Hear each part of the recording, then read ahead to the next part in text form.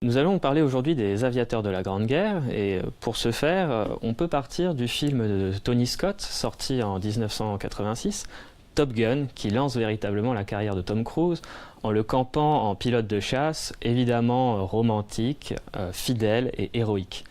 Il incarne à ce titre parfaitement l'image d'Épinal, du chevalier du ciel, qui brave les éléments comme les ennemis dans une geste des plus épiques. Cette image, elle est directement héritée de la Première Guerre mondiale, qui véritablement marque les débuts de l'aviation militaire dans le contexte d'une guerre impersonnelle, moderne et meurtrière par bien des aspects. Quelques figures héroïques y émergent, différentes du poilu qui lui est souillé par la boue des tranchées. Là, les aviateurs se présentent comme des modèles héroïques d'un genre tout à fait nouveau. Mais leur réalité est plus multiforme que l'image du chevalier du ciel qui a survécu à la guerre.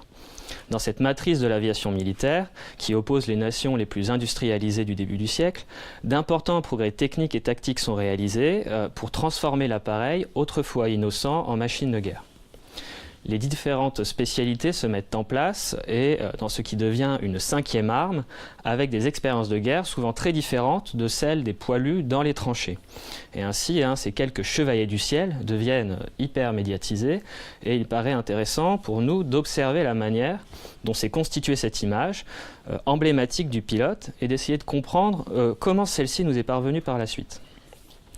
Surtout, puisque l'on s'intéresse à l'aviation militaire de 14-18, dans quelle mesure cette représentation des aviateurs reflète-t-elle la réalité des aviateurs de la Grande Guerre ? À cette fin, nous allons revenir sur la formation de l'aviation comme arme fondamentalement nouvelle dans une guerre moderne qui lance les masses les unes contre les autres.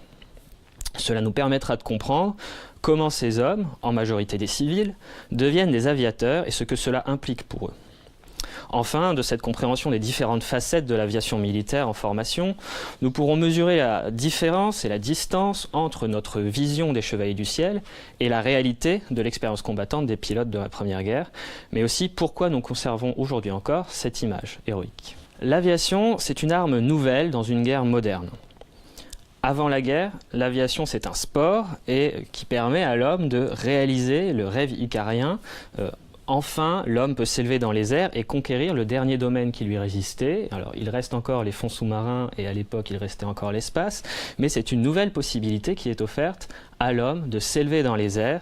Et on voit là la puissance du mythe dynamique qui va pousser les hommes à dépasser ses limites, celles qu'il connaît, pour s'élever dans les airs et mettre au point des prototypes qui lui permettent d'avancer et de progresser dans des domaines scientifiques.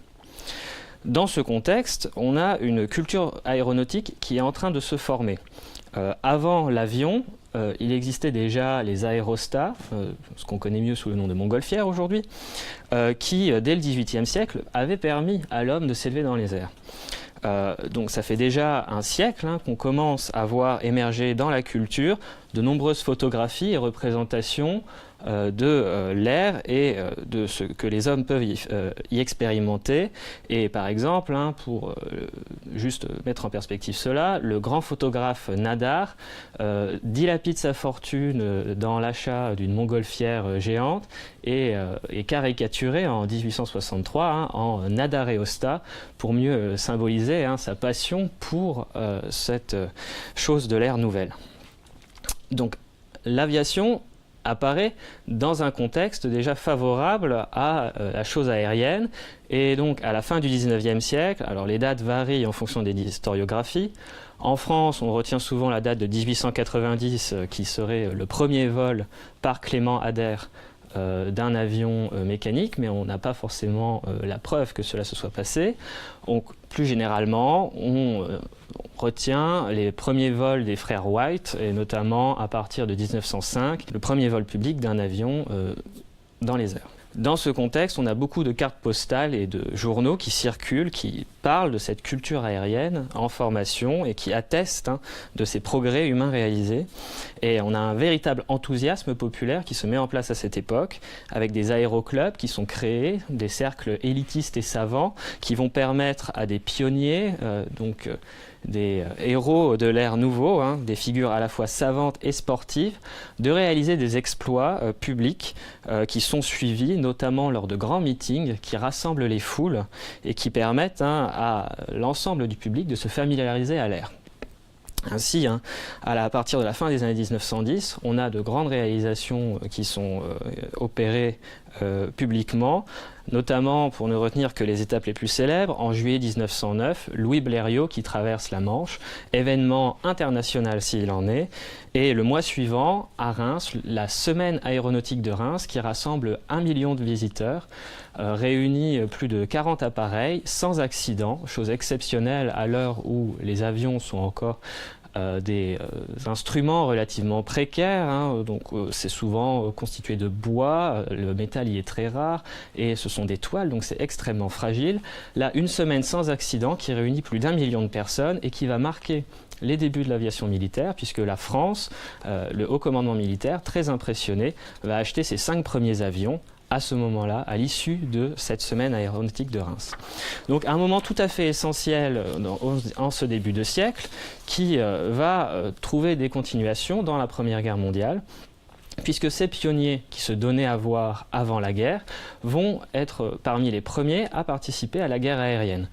Un exemple de cela, c'est Roland Garros qui traverse la Méditerranée en 1913 et qui devient un pilote de guerre très suivi et très célèbre, au même titre que d'autres pionniers comme Adolphe Pégoud, Eugène Gilbert ou le Belge Jan Olyslager, qui sont tous représentés avant la guerre comme des fous volants, mais donc des sportifs intrépides qui méprisent la mort et qui vont donc s'adapter d'autant plus facilement à ce contexte militaire dans la guerre, puisque soumis aux dangers permanents dans la guerre, avant la guerre, vont aussi retrouver ce danger dans la guerre.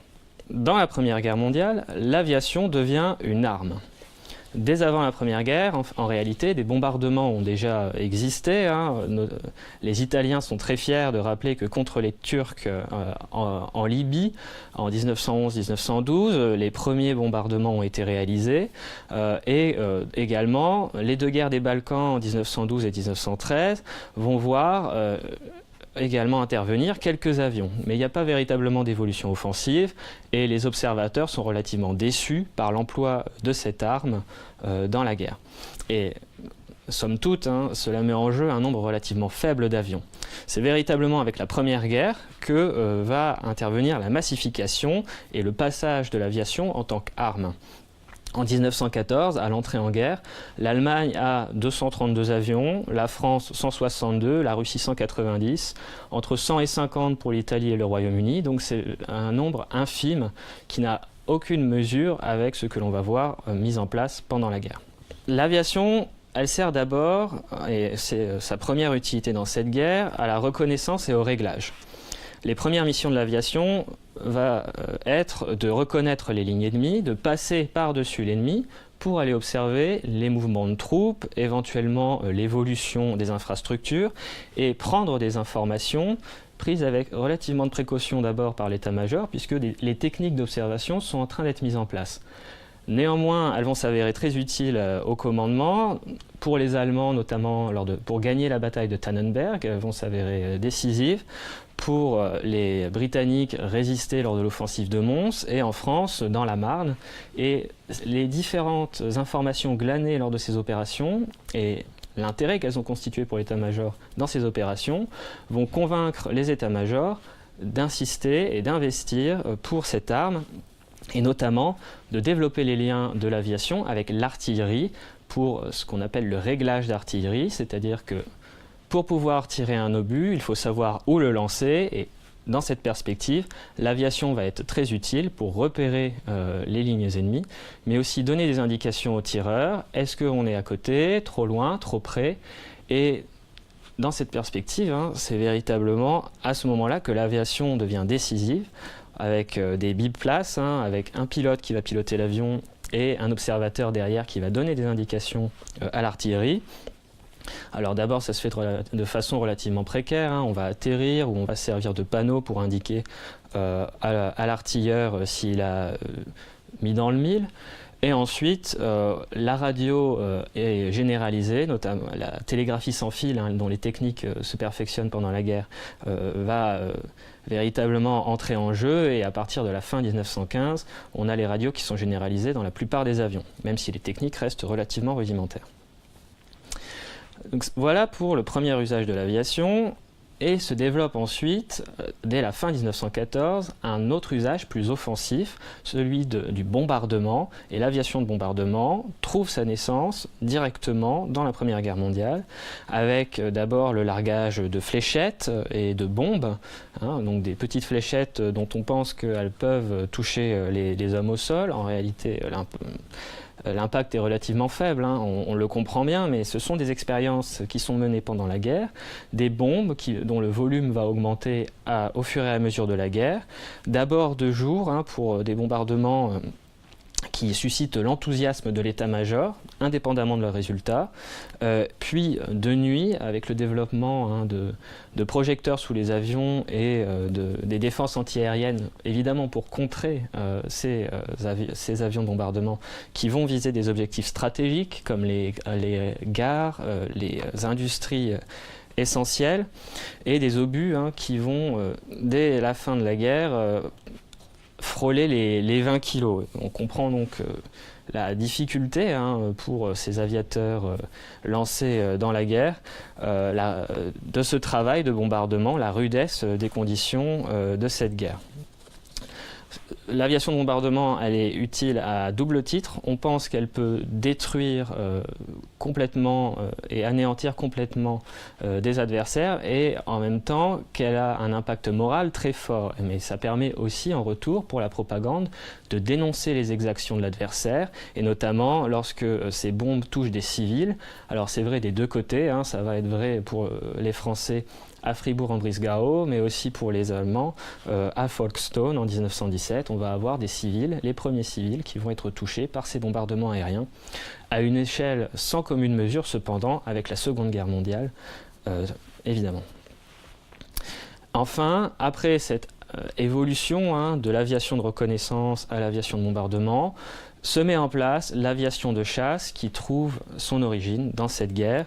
Prévue dès novembre 14 côté français, elle est mise en place plus lentement dans les années qui suivent, notamment par la commande d'avions plus maniables et plus rapides qui permettent l'attaque directe d'avions adverses pour dégager le ciel. Et en France, c'est véritablement la bataille de Verdun, et que c'est dans le contexte de cette bataille de Verdun que se met en place l'aviation de chasse, avec l'organisation de groupes de chasse autonomes qui vont permettre de dégager le ciel et ainsi de rendre l'artillerie adverse aveugle, puisque c'est ça l'enjeu aussi de cette aviation de chasse, c'est d'éviter que l'artillerie adverse puisse viser précisément des objectifs stratégiques. Et dans cette perspective, elle s'est avérée très efficace, puisque mise en place dès mars 1916, dès début mars 1916, à la fin du mois, l'armée française a repris, pour ce qui est du ciel, l'avantage très net. Ça empêche les Allemands de passer les lignes françaises, et en même temps, cette aviation de chasse peut servir exceptionnellement à protéger des avions de reconnaissance ou de bombardement pour des missions stratégiques. Mais sa fonction première, c'est véritablement d'agresser l'adversaire dans le ciel. Donc, cette aviation en général, dans la Première Guerre, elle est un symbole de la modernité de la guerre. Elle touche tous les fronts, que ce soit à l'Est, à l'Ouest et même sur les mers et dans les colonies. Elle concerne l'ensemble de la France. Les usines dans le sud-ouest impliquent toute la population. Il y a des écoles à Pau, à Cazaux, près de Bordeaux, ou à Bron, près de Lyon. En Bretagne, la guerre aéronavale a lieu. On a des observateurs sur tout le trait de côte. Donc véritablement tout le territoire est concerné. Ce n'est pas seulement un phénomène de front. C'est un des symboles de la guerre mécanique, ce que certains ont appelé la guerre des moteurs, puisque c'est aussi dans cette guerre qu'on voit généraliser l'usage des automobiles, des camions, des motos et même des premiers chars à la fin de la guerre. qui répondent aux sous-marins et à toutes les armes produites en masse dans les usines, que ce soit les obus ou les mines sous-marines. Globalement, c'est une machine industrielle qui se met en place avec des avions emblématiques, et on va en citer qu'un seul puisque ça n'a pas forcément grand intérêt. C'est le SPAD 13 conçu par Louis Bechereau, qui, pour la Compagnie des Pères du Saint, qui dépasse les 200 km/h à la fin du conflit. Il est mis en service au printemps, fin mai 1917, et qui donc peut atteindre 200 km/h en vitesse de pointe, doublant donc dans cette guerre la vitesse originale des avions. Et donc on voit, on mesure ici les progrès très rapides de la recherche dans ce contexte de guerre, avec la production en série d'avions qui répondent à la massification des combats aériens. Quand autrefois, avant la guerre, on était encore dans une dimension relativement artisanale, où vraiment chaque avion était une construction originale. À la fin de la guerre, on peut véritablement parler de production en série. Donc, dans cette perspective, là encore, la Première Guerre mondiale est fondatrice. Question essentielle, qui sont ces hommes dans cette guerre aérienne? D'abord, qui sont les pilotes? Si on voulait établir un profil type du pilote, on peut dire que ce sont des jeunes hommes sportifs. La plupart, en tout cas, ont au moins pratiqué un sport avant la guerre, souvent le rugby. Ou le cheval, l'équitation, puisque beaucoup sont issus aussi de la cavalerie. L'aviateur type, c'est un citadin d'extraction relativement aisée quand même, encore très jeune et entré très jeune du coup dans l'aviation, puisque à peu près les 2/3 des hommes qui entrent dans l'aviation ont moins de 25 ans. Donc c'est véritablement une guerre d'hommes jeunes que l'on comprend par le côté physique du vol, la rudesse des conditions à haute altitude. Il faut pouvoir résister au froid et en même temps être capable de tenir le choc de plusieurs changements d'altitude en une même journée. Et donc, cette jeunesse des hommes, elle justifie aussi que ce soit pour l'essentiel des célibataires, puisque plus de 80% d'entre eux ne sont pas mariés au moment de la guerre. Cependant, ce profil type, il évolue progressivement en fonction de la guerre, de l'avancée de la guerre, puisque le recrutement s'élargit. Avec le temps, la massification des combats impose évidemment d'aller chercher plus large. Et donc, la cavalerie qui avait dans un premier temps, vu le reversement de beaucoup de ses membres dans l'aviation au début de la guerre, va perdre du terrain, entre guillemets, et ce sont après dans l'artillerie et dans le génie que vont être cherchés les nouveaux aviateurs dans les 2 dernières années du conflit, ce qui se justifie par la dimension technique de cette arme dans la guerre. La motivation de ces hommes, elles sont variées. L'avancement est plus rapide dans l'aviation, c'est un fait connu et cela peut attirer certains hommes, d'autant que la prime accordée au personnel navigant est supérieure. Donc ça peut être une motivation, mais également le prestige de l'arme est un facteur déterminant. Les aviateurs imaginés comme des fous volants, des sportifs, des héros, vont attirer d'autres hommes à eux. Et les volontaires sont plus nombreux que le nombre d'admis dans l'aviation, évidemment. Et surtout, le facteur déterminant, ce sont les conditions de vie réputées meilleures et qui vont du coup susciter un rapport ambigu avec les fantassins, parfois prompts à souligner les absences des pilotes dans les airs, et à envier la qualité de vie de ces protecteurs du ciel. Les dangers du vol semblent pourtant perçus par les fantassins et les pilotes eux-mêmes, puisque Nissim de Camondo, par exemple, qui a d'abord été dans la cavalerie et a servi dans les tranchées ensuite, parle de l'aviation comme d'une mangeuse d'hommes au moment où il intègre l'aviation et explique que peut-être demain je ne serai plus. Il l'écrit dans une lettre à sa petite amie et on voit là toutes les représentations chargées de romantisme et mêlées à une appréhension de la mort et en même temps une soif d'action dans ce genre de représentation. Et en fait, c'est bien ça que vont chercher ces jeunes hommes dans la guerre. La majorité d'entre eux, ce sont des officiers ou des sous-officiers. Plus de la moitié sont en fait soit officiers, soit sous-officiers.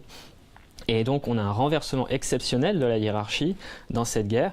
On a plus de gradés que d'hommes du rang, d'hommes de troupe, ce qui se justifie par une formation supérieure qui est nécessaire pour intégrer une arme technique, notamment si vous êtes observateur, puisqu'il faut savoir faire des relevés de cartes, prendre des photographies. Et c'est d'autant plus vrai que quand vous intégrez l'aviation, vous bénéficiez d'une formation qui est longue et qui va justifier votre promotion. À partir du moment où vous intégrez l'aviation, vous avez entre 2 et 3 mois dans une école d'aviation, vous apprenez à piloter, si vous êtes affecté en tant que pilote, vous apprenez à piloter pendant 2-3 mois pour obtenir votre brevet d'aviateur qui vous vaut automatiquement le grade de caporal si vous réussissez. Donc, à partir du moment où vous réussissez cette épreuve, vous obtenez un galon. Puis suivent encore des cours de perfectionnement entre 1 et 2 mois qui vont encore allonger votre temps de formation, votre temps passé éloigné du front et justifier donc une compétence supérieure. Mais ça aussi, ça a un coût et c'est aussi pour ça que la sélection à l'entrée des écoles d'aviation est importante. Un bon exemple de parcours d'aviateur dans cette guerre, c'est Jean Romaté, qui fait ses études à Saint-Cyr avant l'entrée en guerre et qui se trouve donc officier de cavalerie dans les 2 premières années de la guerre. Il parvient à se faire transférer dans l'aviation en tant qu'observateur fin 1916, donc là il bénéficie déjà d'1 mois de formation pour devenir observateur et intègre donc une escadrille d'observation en 1917. Il fait son service dans cette escadrille d'observation avant d'être affecté élève pilote début septembre 1917 et passe donc encore 3 mois à l'école d'Étampes, puis 2 semaines à celle de Pau et encore 2 semaines à celle de Cazaux. Donc là, on voit le caractère aléatoire d'une carrière dans cette arme, et puisque donc, Jean Romaté, qui a donc intégré l'aviation fin 1916, n'arrive en escadrille en tant que pilote que fin février 1918, plus de 5 mois après le début de sa formation de pilote.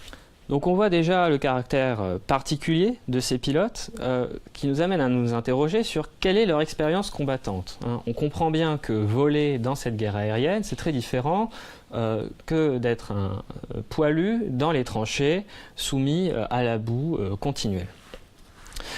L'expérience de la guerre de ces aviateurs, elle est foncièrement différente de celle des fantassins. En plus d'une formation très longue, ils suivent de longs temps d'attente près des terrains d'aviation. Le temps passé dans les airs, in fine, est relativement faible et on a un contraste d'autant plus important entre l'attente et l'intensité des combats de vol qui dépassent rarement les 2 heures. Donc une dilatation du temps très importante dans cette guerre, une forte intensité des temps de vol avec un danger extrême puisque au feu de l'ennemi, qui peut venir du sol ou des airs, va s'ajouter l'appréhension et les risques de la panne mécanique ou de l'incident météo qui peuvent à tout moment rompre l'avion. Puisque au début de la guerre, les appareils sont encore relativement fragiles et même si les techniques s'améliorent au fil de la guerre, les accidents restent encore nombreux en 1918 et ça justifie, c'est ce qui explique aussi que le taux de mortalité dans l'aviation est plus fort que celui dans l'infanterie. On est à peu près à 25% dans l'aviation quand on est à 20%, entre 20 et 22 au sol. C'est d'autant plus vrai que côté français, on n'a pas de parachute. Le haut commandement refuse de doter ses pilotes de parachute, craignant que ceux-ci esquivent le combat, à l'inverse des Allemands qui, eux, vont doter leurs pilotes de parachute. Donc pour le coup, si vous avez une panne mécanique, vous êtes sûr de vous écraser. S'ajoute encore à cela la rudesse des conditions climatiques, puisque à haute altitude, il fait parfois très froid, les engelures sont très fréquentes, on les retrouve dans la plupart des récits de guerre de cette époque. Et donc un stress physique de la répétition des efforts qui vient encore ajouter à cela, et donc une rudesse de cette guerre qui va atteindre profondément les organismes. Et donc c'est pour ça aussi qu'on sélectionne ces hommes sur leur physique, c'est parce que c'est une guerre qui est très intense, indépendamment des conditions de vie meilleures. Un exemple de cela, c'est Marcel Vialet, qui est un as de l'aviation pendant la guerre, qui s'écrase 3 fois pendant la guerre, 3 fois il en réchappe, mais sa troisième blessure l'atteint au poumon gauche, il s'en remet, cependant il Il va rechuter durablement dans les mois qui suivent en raison de la répétition des vols à haute altitude et finira par mourir des suites de cette blessure dans un sanatorium de Briançon en 1925. Juste pour montrer à quel point cette guerre a pu éprouver certains organismes. C'est un exemple parmi d'autres, on pourrait les énumérer à foison. Donc cette image d'une guerre propre, sans difficulté, qui a pu perdurer ensuite, reste à nuancer. Il est vrai cependant que les conditions de vie dans l'aviation sont bien meilleures. Louis Le Landais, qui est d'abord passé dans l'infanterie coloniale et qui intègre l'aviation ensuite, le dit assez nettement: il y avait la guerre et il y avait l'aviation. En effet, ces hommes vivent sur des terrains d'aviation, derrière les tranchées, assez éloignés du front. Ils ne sont donc pas soumis en permanence à l'artillerie ennemie, même si des bombardements arrivent. Et ils peuvent surtout s'abriter et dormir dans des cahutes, alors plus ou moins rudimentaires, mais généralement assez confortables, ce que ne peuvent pas toujours les soldats dans les tranchées. Et puis, autre facteur déterminant, l'aviation est très dépendante des conditions météo, donc un jour où il y a du brouillard, où il pleut, vous ne pouvez pas voler. Donc cela ajoute encore au temps d'attente au bord des terrains, qu'agrémentent plus ou moins festivement ces hommes, il est vrai. Beaucoup sont d'extraction aisée, donc peuvent se faire envoyer des colis agréables. On parle souvent du champagne dans les récits de pilotes. Mais également des virées en ville qui sont permises lorsque le vol n'est pas possible. Et cela se justifie aussi par une discipline un peu plus relâchée, plus souple dans ces escadrilles, qui va faire que ces hommes vont bénéficier de certaines largesses. Cela aussi est justifié par la création d'une identité commune, ce que d'aucuns ont appelé l'esprit aviateur, qui va permettre à l'aviation de se constituer en tant qu'arme autonome, puisque au début de la guerre, ce n'est qu'une extension d'autres armes et elle n'est pas une arme en soi. Elle ne devient cinquième arme autonome que pendant la guerre et en France, il faut attendre 1933 pour voir la création de l'armée de l'air. Donc, face à cette absence de reconnaissance institutionnelle, les aviateurs se créent une identité et mettent en scène une distinction d'eux-mêmes avec des symboles communs qui se retrouvent par exemple avec les ailes au col ou des insignes de pilote, une canne, une tenue en relation avec une autorité un peu plus relâchée. On va porter des foulards, pas forcément boutonner tous les vestons de sa veste, et ainsi créer une identité commune, un esprit aviateur qui permet à ces hommes de se distinguer, de se singulariser du reste de la troupe. Cela se retrouve aussi avec des mascottes que l'on prend et des effigies que l'on va mettre sur les flancs des avions. Alors la plus emblématique côté français, c'est l'escadrille des cigognes, mais on retrouve aussi par exemple les hirondelles ou une lionne qui devient la mascotte de l'escadrille Lafayette. Escadrille Lafayette essentiellement composée de volontaires américains avant l'entrée en guerre des États-Unis. Et ces photos, elles circulent dans toute la presse à cette époque. Elles permettent aux aviateurs de se former des étendards qui correspondent bien à ces chevaliers du ciel tant mis en scène. Donc ça renvoie tout cela aussi à un certain élitisme, puisque en se distinguant, on se révèle supérieur aux autres et dans une identité aviatrice commune. Ces escadrilles, elles sont donc constituées autour des pilotes, autour des aviateurs, mais ce ne sont pas les seuls aviateurs et ce ne sont surtout pas les seuls hommes de cette escadrille, loin de là. Et d'autres personnes fréquentent les terrains d'aviation. Les aviateurs restent le plus souvent des taxis pour les observateurs ou pour des missions spéciales, des missions de bombardement. Or, évidemment, le cas très particulier de la chasse, où là, le pilote peut se retrouver seul dans son avion. Donc, qui sont les autres aviateurs ? Côté français, on a sur 90 000 personnes du personnel militaire, seulement 16 800 pilotes et environ un peu plus de 2000 observateurs. Ce qui veut dire qu'il nous reste 70 000 personnes qui font partie du personnel de l'aéronautique militaire, mais qui ne sont pas aviateurs. Alors, dans les airs, ceux qui sont les mieux intégrés à l'escadrille, qui côtoient les pilotes parce qu'ils participent à cette guerre aérienne à leur côté et ils font la guerre avec les pilotes, ce sont d'abord les observateurs. Les observateurs, ils ne pilotent pas, ils prennent les relevés derrière le pilote, ils sont rodés au calcul et à la lecture de cartes, et ils vont prendre souvent des photos aériennes qui vont permettre d'informer l'état-major et l'infanterie sur les mouvements des troupes. Ils vont aussi pouvoir repérer les batteries camouflées et vont donc fournir des informations à l'état-major. Ils ne sont pas eux-mêmes pilotes et souvent aspirent à le devenir. La plupart, enfin pas la plupart, mais plusieurs observateurs deviennent pilotes au terme de quelques années dans des escadrilles, puisqu'ils apprennent à piloter aux côtés des pilotes. Également, avec les aviateurs dans les airs, on retrouve les mitrailleurs qui sont chargés d'abattre l'ennemi en vol et qui doivent être capables de gérer à la fois la vitesse de l'avion, donc l'avion sur lequel ils sont installés, mais aussi l'avion ennemi qu'ils veulent abattre.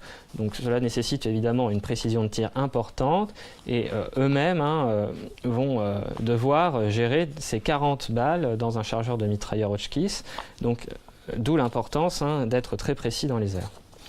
Il y a une circulation entre ces fonctions d'observateurs, de mitrailleurs, de pilotes, puisque plusieurs pilotes ont donc commencé en tant qu'observateurs ou mécaniciens au début de la guerre, avant de devenir eux-mêmes pilotes. Au sol, en relation directe avec ces pilotes, mais avec une relation plus ambiguë entre collaboration et distance maintenue, on retrouve le personnel au sol, et notamment les mécaniciens, qui ont été souvent mécaniciens ou électriciens avant la guerre et qui vont donc permettre d'entretenir les avions, éventuellement de les démonter. On retrouve aussi tous les conducteurs d'automobiles et plus généralement les manutentionnaires qui vont gérer la logistique autour du terrain d'aviation. Et ça, en fait, c'est l'essentiel du personnel aéronautique qui met en place les conditions favorables aux pilotes dans cette guerre pour mener cette guerre aérienne, avec les constructeurs et les ingénieurs qui prennent les informations auprès des aviateurs pour essayer d'apporter des améliorations aux avions et ainsi de gagner la guerre, mais sur le plan mécanique. Donc c'est aussi à travers eux que les progrès techniques sont réalisés à cette époque.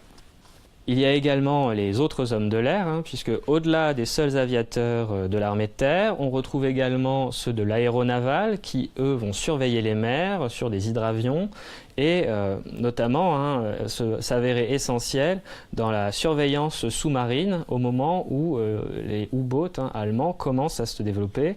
Et c'est valable pour les aviateurs, mais aussi pour les plus méconnus de ces hommes de l'air de la Première Guerre mondiale, ce sont les aérostiers qui, eux, sont sur des ballons d'observation et qui s'avèrent essentiels dans cette guerre pour surveiller à la fois les tranchées adverses, mais aussi les littoraux et donc les fonds marins.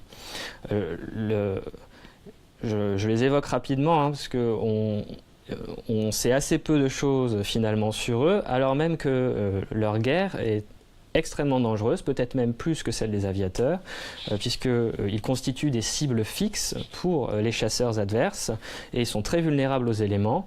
À titre d'exemple, un orage du 5 mai 1916 arrache 24 ballons côté français, dont 21 vont être faits prisonniers côté allemand. Finalement, c'est un stress permanent pour ces aérostiers qui se retrouvent dans une position de vulnérabilité extrême. Alors, se pose la question, pourquoi avons-nous retenu cette image des chevaliers du ciel et seulement cette image des chevaliers du ciel aujourd'hui ? Pourquoi ces aviateurs sont-ils les instruments du rêve en cette Première Guerre mondiale ? Ce sont d'abord les instruments de la propagande dans le contexte de la guerre qui répondent directement à un succès populaire très important, puisque nous avons vu que les sportifs étaient admirés déjà avant 1914 et ils le sont donc d'autant plus après 1914, dans une guerre impersonnelle où les hommes meurent par milliers en anonyme. La publication des noms à partir de 1915 va renforcer cela et montre la volonté de l'état-major de communiquer sur ces hommes. Ils permettent de mettre un visage sur la victoire et les nombreuses photographies qui circulent dans les journaux, alors il y a même des journaux spécialisés qui sont créés autour de la guerre aérienne, vont permettre de diffuser leur image et de les rendre notoirement connus. On a par exemple en France la guerre aérienne illustrée qui est fondée en 1916 et on retrouve en Allemagne la Luftwaffe, mais d'autres exemples de journaux pourraient être trouvés. Ces jeunes hommes, on les comprend, ils permettent de positiver la guerre alors que les soldats meurent par milliers dans les tranchées. Ceux-là, les nouveaux héros, ils sont jeunes, beaux, préservés de la boue. Ils permettent de montrer que la victoire française se fait sans problème. Ils sont fortement héroïsés et en même temps permettent d'associer le romantisme du vol à un nouvel héroïsme réactualisant le mythe chevaleresque de ces chevaliers du ciel montés sur de nouveaux destriers, les avions, et qui vont se battre en duel avec d'autres adversaires, leurs égaux, d'autres chevaliers du ciel, qui ne font que servir leur patrie. En France, la figure de Georges Guynemer permet particulièrement d'illustrer cette guerre propre. C'est un jeune homme qui a 19 ans à l'entrée en guerre, qui est recalé 2 fois à la conscription, mais qui parvient quand même à se faire enrôler grâce aux relations de sa famille. Il devient un symbole de cette pureté juvénile, anobli par les airs, parvenant à abattre 53 avions homologués officiellement, et il devient véritablement une star à cette époque. Il est couvert de médailles, obtient plus d'une vingtaine de citations à l'ordre de l'armée quand c'est un honneur exceptionnel, et à sa mort le 11 septembre 1917, peu de temps après, le Parlement vote l'inscription de son nom au Panthéon, et la devise, sa dernière citation, mort dans un ciel de gloire, est devenue emblématique de ce qu'était la guerre aérienne à cette époque. À cela s'ajoute encore le fait qu'elle permet de mettre en scène une continuité de l'aviation, puisque ce chevalier du ciel est supposé vengé par un autre chevalier du ciel, René Fonck, qui aurait abattu le meurtrier de Guynemer. Et René Fonck permet là aussi de diffuser cette image d'invincibilité de ces combattants dans la guerre. Une invincibilité qui contraste avec le taux de mortalité plus élevé dans l'aviation. Mais la destruction de l'adversaire, mise en image, elle est incontestable. Un avion, quand il est détruit, on le voit brûler, on peut le prendre en photo, on peut prendre l'aviateur devant les décombres de cet avion, et on peut surtout compter les points, savoir qui a tué qui, quand, et ça permet de présenter sur une base supposée objective les meilleurs. Puisque en dénombrant les victoires, on peut établir un palmarès, et là on retrouve, avec la tenue d'un classement des meilleurs pilotes, la continuation de ce sport d'avant-guerre qui ici est réinterprété dans le contexte de la guerre. On réintroduit du sport là où il n'y en a plus forcément. Donc l'aviation militaire, elle est entendue comme la continuation d'un sport. On parle de record, de performance. Quand un aviateur a abattu 3 adversaires dans la même journée, on parle d'un triplé. René Fonck, le 6 mai 18, quand il abat 6 adversaires dans la même journée, on parle d'un sextuplé qui fait presque la couverture de tous les journaux à l'époque. Et on va donc établir un palmarès des meilleurs pilotes que l'on va surnommer les As, pour bien signifier leur maîtrise, leur maestria dans l'air.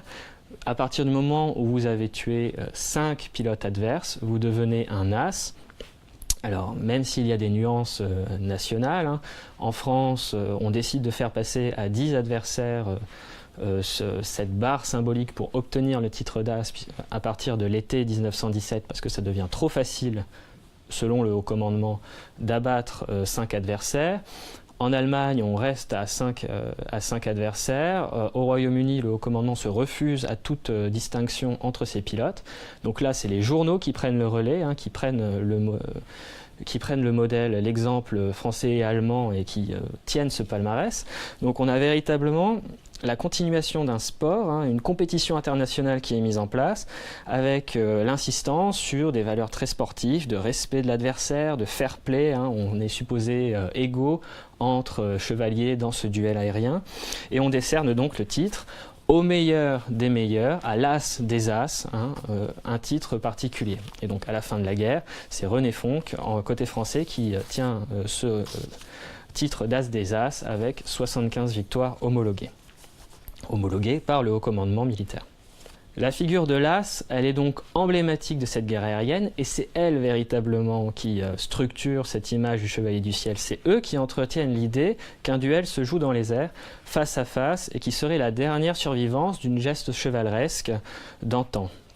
Le chevalier du ciel, il développe cette éthique nobiliaire inspirée à la fois de l'éthos aristocratique dont sont issus l'aristocratie dont sont issus plusieurs pilotes, avec également la réminiscence de valeurs guerrières médiévales, l'insistance toujours sur la vaillance, sur l'humilité du chevalier face à des exploits héroïques, et donc l'égalité entre ces personnes d'une même extraction qui se sont révélées au-dessus de la masse, dans les airs, puisqu'il y a cette idée que le pilote, aux commandes de son avion, maîtrise son destin et ne doit qu'à lui-même d'avoir survécu et d'avoir vaincu.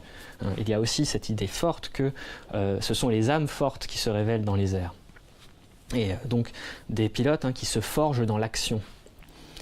Il y a également, du coup, avec cette prédestination, vient un côté quasiment religieux. On a des pilotes quasi christiques, héroïques, qui donc ont cette image également de la pureté du preux chevalier, sans peur et sans reproche, dont Georges Guynemer en France est véritablement l'incarnation. En Italie, ce sont Baracca, en Allemagne, Manfred von Richthofen, ou en Angleterre, Alfred Ball. C'est véritablement un phénomène européen qui se met en place avec une circulation des représentations à travers les différents journaux et organisé plus ou moins par la propagande, mais le succès populaire est tel que la propagande n'a même pas forcément à insister énormément dessus. Il suffit juste de délivrer les instruments, c'est-à-dire compter les victoires pour que le reste suive et découle naturellement. Et cette idée des chevaliers du ciel, elle est omniprésente des récits pendant la guerre, de ces duels supposés entre chevaliers, alors même que la réalité diffère quasiment dès les débuts des combats. Dès l'origine, le commandant de Rose, qui organise l'aviation militaire côté français, il recommande de frapper l'adversaire par surprise, lancé à pleine vitesse depuis des nuages ou dans le dos d'un adversaire plus lent que soi. C'est pour ça qu'il commande des avions plus rapides. Donc, prendre par surprise l'adversaire et le tirer dans le dos, ce qui est tout à fait opposé à tout principe chevaleresque. René Fonck, côté français, devient un symbole en France de cette technique qu'il appelle de l'oiseau de proie, qui se met dans l'axe du soleil ou derrière un nuage pour fondre sur son adversaire et ne lui laisser absolument aucune chance. Et on comprend bien l'idée, c'est le principe dans cette guerre de tuer l'adversaire. Mais donc là, on constate très rapidement un décalage entre la mise en récit de cette guerre et la réalité des combats dans la guerre. Cela d'autant plus fortement que les organisations se développent, les escadrilles se généralisent et on va également mettre au point la formation en V que l'on connaît bien aujourd'hui. Pendant cette guerre, les vols en groupe qui vont permettre aux avions de se soutenir et de ne pas laisser d'angle mort. Et à partir de ce moment-là, on va se retrouver avec plusieurs avions attaquant, donc plusieurs pilotes de chasse attaquant un avion de reconnaissance ou un bombardier ou un ballon d'observation qui n'ont pas forcément les mêmes moyens qu'eux pour se défendre. Et donc, l'image du chevalier du ciel en duel ne tient absolument pas. In fine, ce sont quelques hommes hyper médiatisés. À la fin de la guerre, côté français, on en recense 76. C'est le haut commandement militaire qui fixe les noms. Donc, le haut commandement militaire dit 76 hommes, même si plus tard on en a recensé un peu moins de 200. Mais ce sont ces quelques hommes, ces quelques 76 hommes, qui reformulent complètement l'image du pilote de chasse et qui vont voir plus généralement qui vont permettre plus généralement de reformuler l'image de l'aviateur après-guerre, d'un aventurier viril, romantique, qui donc se fixe après la Première Guerre mondiale, puisqu'après la Première Guerre mondiale, il y a une abondante littérature sur l'aviation qui se met en place. Il y a un style littéraire autonome véritablement qui naît, avec la prise de position d'anciens aviateurs comme Joseph Kessel, par exemple, qui devient emblématique de cette littérature aéronautique, qui raconte la guerre aérienne toujours sur les mêmes principes chevaleresques hérités de la Première Guerre mondiale. Donc là, on a véritablement, à travers cette littérature, la fixation du mythe dans l'entre-deux-guerres, avec toujours ces mêmes récits héroïques plus ou moins normés, avec toujours les mêmes ressorts. On commence par une introduction qui mêle prédestination à initiation à la chose aérienne, le premier combat, qui est une étape fondatrice de cette guerre aérienne, la perte d'un camarade qui va rappeler le héros à sa dimension mortelle, mais en même temps stimuler une vengeance essentielle, et les joies du vol et de l'accumulation des victoires qui ne font que mieux diriger le pilote vers sa fin plus ou moins héroïque sur ciel de gloire. Et un exemple emblématique de cela, ce sont les ouvrages de Jacques Mortane, qui est un journaliste sportif qui se spécialise dans l'aviation dès avant la guerre et qui va écrire une bonne quinzaine d'ouvrages sur cette guerre aérienne, associés le plus souvent aux nouvelles épopées de l'air, celles des grands raids et de l'aéropostale qui ont lieu dans ces années 20 et dans ces années 30 et qui vont opérer une fusion entre cette image du chevalier du ciel et plus généralement celle de l'aviateur, celle du pilote, héros romantique et parfois romancier dans cet entre-deux-guerres. Et c'est paradoxal, puisque parallèlement à cela, persiste une image plus négative, une image beaucoup plus en demi-teinte de l'aviateur terreur, capable de passer sans difficulté les frontières pour aller bombarder les nations pacifiques, en déversant des flots de bombes et de gaz plus ou moins meurtriers sur les grandes capitales.